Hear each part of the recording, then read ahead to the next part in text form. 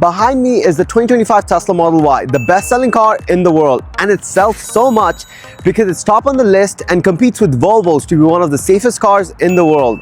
On top of that, this car has the most cargo space than any midsize SUV on the road. Today, I'm going to do an in-depth review of the 2025 Tesla Model Y. We're going to do a complete walkthrough of the exterior, interior, and take it out for a drive. And like always, at the end of the video, I usually give you 3 reasons why you should get this car. But today, I want to cover a little bit of reason number 1. And it's so important, I wanted to cover it in the beginning of the video. Because this car, even though it's more expensive than the economy SUVs like a RAV4 or Nissan Murano or any other, I can't think of any other cars. But if you clicked on this video and if you are thinking about buying those economy cars and you think the Tesla is out of your price range, you can't be further from the truth. So stick around because I'll show you how this car costs as much as any economy SUVs on the road and you get the most bang for your buck. Now let's start with the exterior details of the Tesla. Up front, we have a smooth front bumper. If you're used to like grills, like traditional gas cars, the Tesla doesn't have that because it doesn't need its engine to cool because it doesn't have an engine. And no engine means that you get more storage space in the front as well. You're looking at 30 cubic feet of space or about 117 liters of space right here. And we haven't even gone to the back yet where there's more cargo space. Unlike gas cars where there's lots of wires, here in the Tesla, all you have to maintain is this washer fluid. That's it. That's all you got to worry about in a Tesla.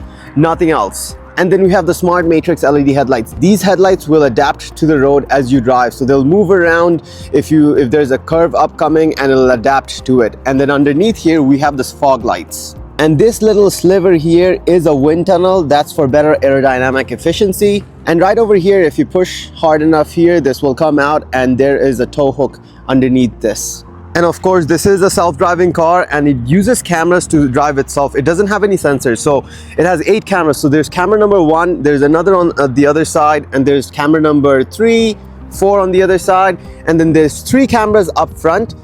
If you can see, there's 1, 2, and 3 cameras. And that over there is the rain sensor. And then of course, there's 1 more camera in the back. Here's what the rear looks like. If you get an all-wheel drive, it'll say dual motor over here. And if you get a rear-wheel drive, it won't say anything. Also, the SUV version comes smooth, so it is actually a hatchback and not unlike the Model 3. There's a lot of room, as you can see. So I have my whole tripod in there. It's pretty long and it's still fit. I haven't even retracted it.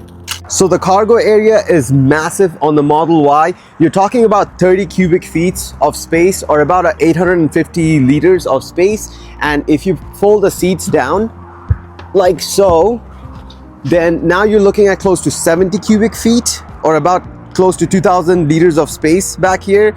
And that's just this. There's obviously pockets over here as well.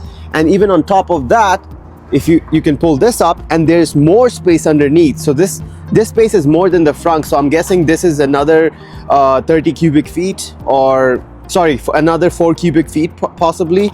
But it is deep. You can store heavy stuff here as well. And then and if you pull this out, there's more space over there. So cargo space is not something you need to worry about in the Model Y. Getting into the rear seats, there is lots of legroom. We got the AC vent here with the USB-C slots. And then your passengers can enjoy this massive panoramic sunroof. Looking back, it is a hatchback. So if you're on a road trip, you can remove this cover and you can grab stuff from behind very easily as well. Getting into the front seats, there's absolutely no physical buttons. It's super minimalistic. You can see that there's absolutely no AC vents in view as well. The only buttons here are these and the window buttons, and even the door button is just a button that is electronic, and if you press it, that's how you open the door.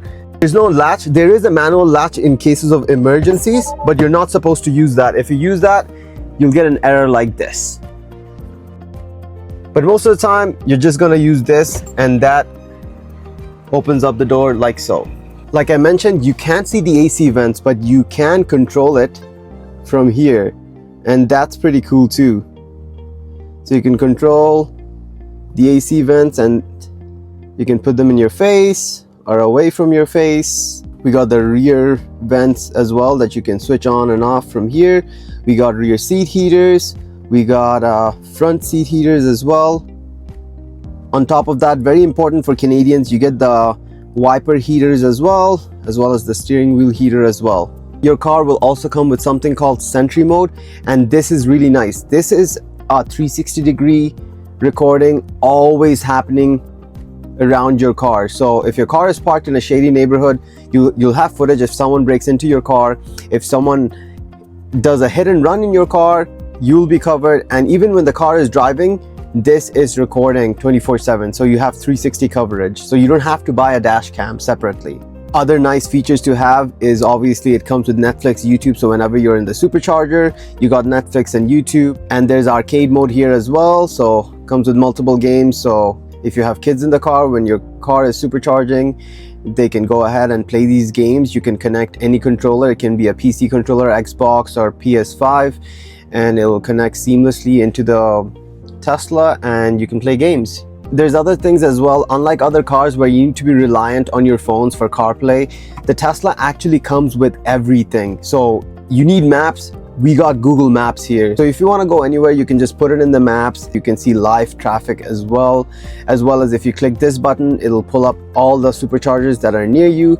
Now, what is it like to drive this thing? We're in a parking lot right now, and before we get out of this parking lot, I just want to show you guys the self-park. So I want to find a tight spot here, and parking is something that a lot of people struggle with. So let's do this spot over here. All you have to do is click start and the Tesla will start parking.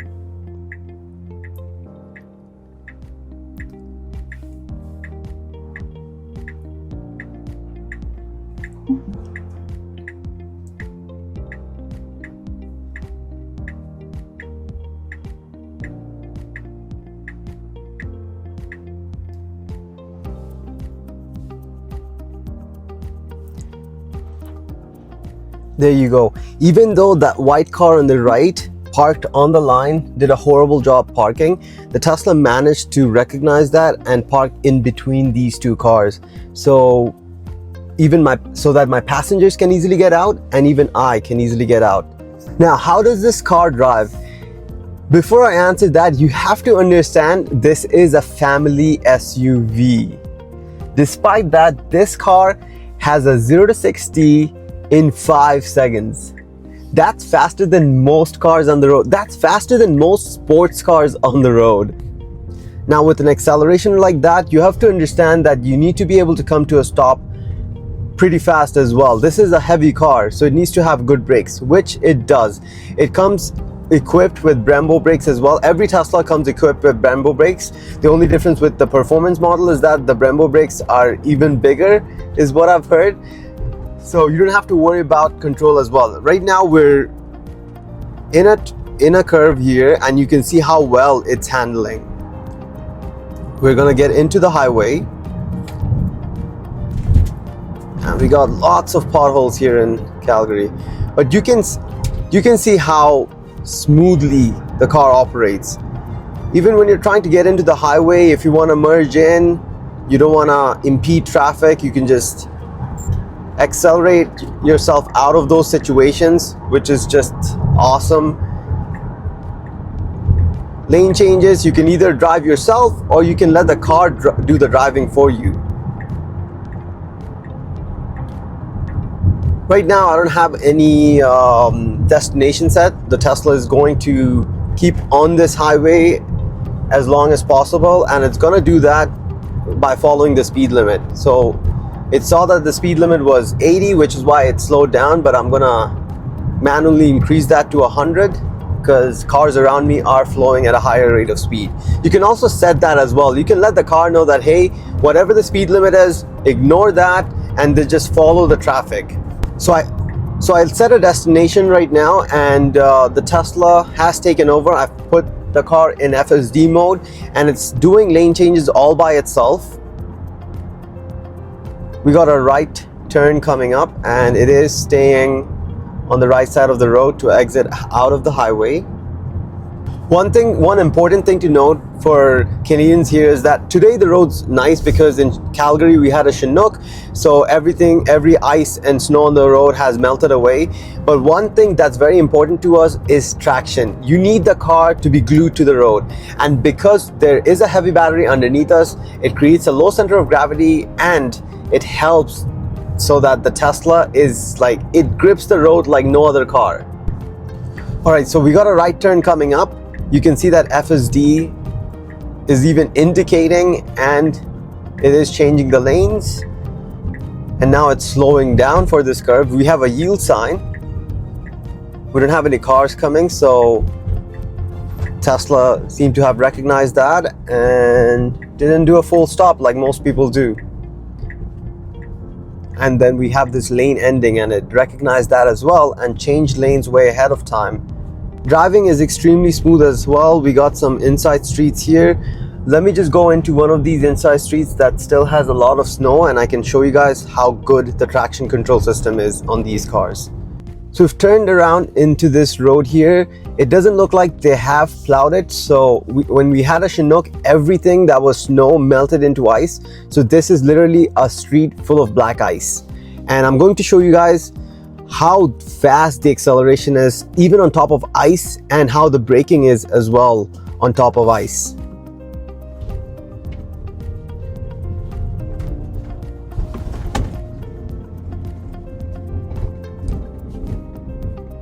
Keep in mind that this was all ice. There's absolutely no snow on this street. So you need to drive pretty slow as well and make sure you don't crash. But the thing with the Tesla is that the traction control system is so smart that that is the least likely to happen in this car. Obviously, you need to be a good driver as well. You can't just be going fast and not know what to do if you do slip. And also this is an SUV, so it has a higher ground clearance as well. And this is a pretty icy street. There's ruts on the road as well, and you can see how well the suspension system is as well. I can barely feel anything compared to like my Model 3. The suspension system on the Model Y is definitely better. Let's get back to the 3 reasons why you should consider a Tesla. First one being how this Tesla will cost you as much as any other economy car like a RAV4, Honda CR-V, or any other car in that nature.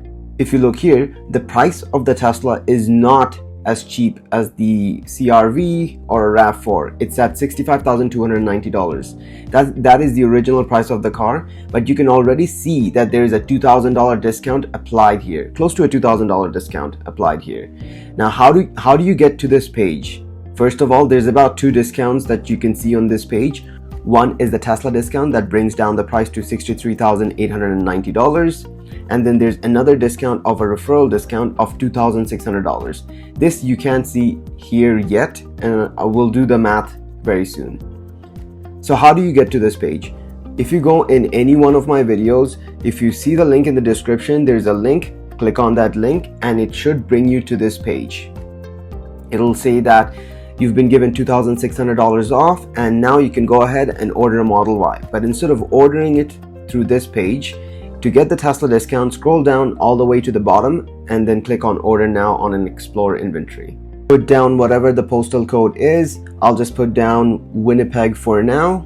After you have put down the postal code, it should show you what Teslas are available in your area. And you can see that there's a great deal here.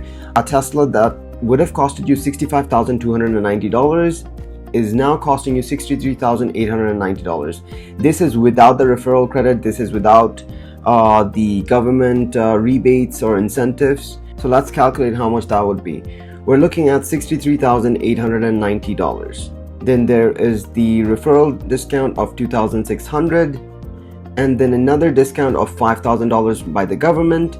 And then depending on your province, for example here in Manitoba, you get about $4,000 of an extra discount. This can be different. For example, in Quebec, you're looking at close to $7,000 in provincial discounts. So in total from the government, you're getting about $12,000 So it depends from province to province. So if you look at the bottom line, for example, someone buying in Manitoba would be paying about $52,290 for this vehicle. Now let's put this all into a loan calculator. The price of the Tesla is around $52,000. We're gonna do a zero down payment for both cars. And if you look down at the bottom here, your monthly payments are going to be about $746. Now let's take the average price of a RAV4, which is around $40,000. So if you put $40,000, you'll see that your monthly payments are about $570. That's about a $170 difference or so with a Tesla. Now, a Tesla is costing you a little bit more, but here's the thing. When you buy a RAV4, you're not only paying the $560 or $70 a month, you're paying another $200 or $300 on top of that every single month for driving the car around, as you need to pay a lot for gas. But when you buy a Tesla, it'll only cost you $740 and an extra $10 to $30 a month on electricity. So if you calculate how much money you're spending on gas, a Tesla would essentially cost you almost the same amount of money or even less to drive around in from day one. You don't have to think about touching this car for the next 2 to 4 years. There's absolutely no maintenance you need to do other than changing the air filters maybe after 6 months to a year or even 2 years if you don't drive too much. Don't listen to all the crazy people online who have never owned a Tesla in their life complaining that Teslas are high maintenance. Just ask your neighbor or a friend, whoever owns a Tesla, what the maintenance is like. You're gonna find very different answers than what you find online. Mechanics absolutely hate this car because it's the least maintenance and it is driving them out of business. So stop listening to them. And if that's not enough, think about my reason number 2. My reason number 2 is very simple: safety. The Model Y is not only the best-selling car in the world, it's one of the safest cars in the world as well. SUVs are known to roll over very easily. Any Tesla, including the Model Y, has the lowest rollover risk due to the heavy battery that's underneath that prevents the car from rolling over easily. And here's another story. A family was just driving by Devil's Side Cliff when they accidentally went off the cliff, and this is what the car looked like. It looks like someone twisted the car, but guess what? Everyone in that car survived. And reason number 3 is supercharging infrastructure. Tesla has their own charging infrastructure that is reliable. Unlike non-Tesla electric chargers that are not reliable in cold weather in Canada, the charging infrastructure for Tesla seems to be doing quite well. Even temperatures like minus 40 degrees Celsius that sometimes we get in Canada, it seems that the infrastructure still works quite well. But other non-Tesla chargers don't seem to be like that. They're often broken down or extremely slow in cold weather. That's all I had for this video. I hope it was helpful. If you have any more questions, please comment down below and I'll try my best to help you out. And if you want to watch an in-depth review of the 2025 Tesla Cybertruck, click this video here.